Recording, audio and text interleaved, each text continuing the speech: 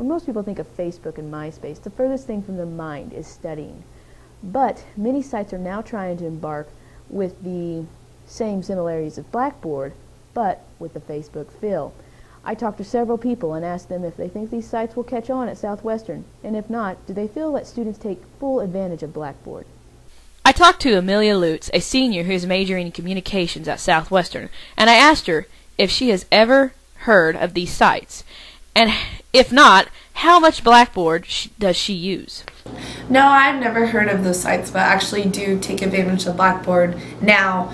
I haven't had a lot of classes that require that you get on Blackboard, so it really wasn't necessary in the past, but now I do take advantage of it. I asked Dr. Fredericks how much Blackboard she uses in her classroom. Well, I've done both. First of all, I use it in my classroom all the time. Students who take my classes know that everything is on Blackboard. I don't hand anything out, so it's a paperless class.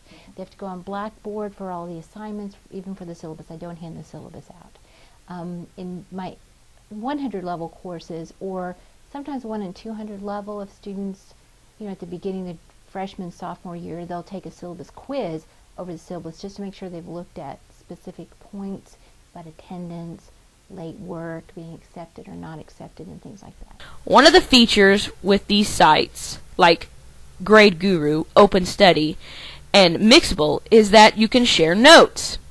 But many people believe it's a good substitute for missing class. I asked Dr. Pullins if borrowing someone else's notes is a good substitute for missing class time. I think if you're absent, they can be helpful to borrow someone's notes if they're a good note taker.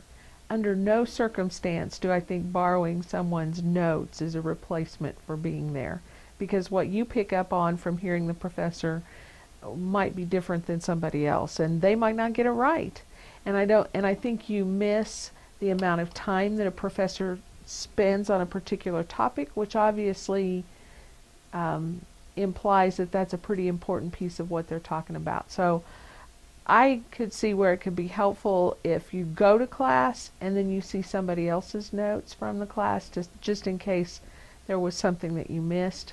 But it is absolutely not a substitute for being there. I also asked Amelia Lutz, does she think putting a study tool on Facebook would be very beneficial on helping her to study?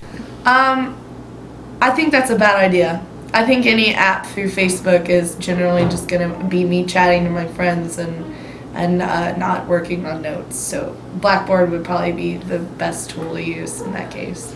Many of these sites have their positives and their negatives, and they may not have the same fun appeal as Facebook or MySpace, but it all comes down to how the individual themselves studies and how dedicated they are to getting a good grade.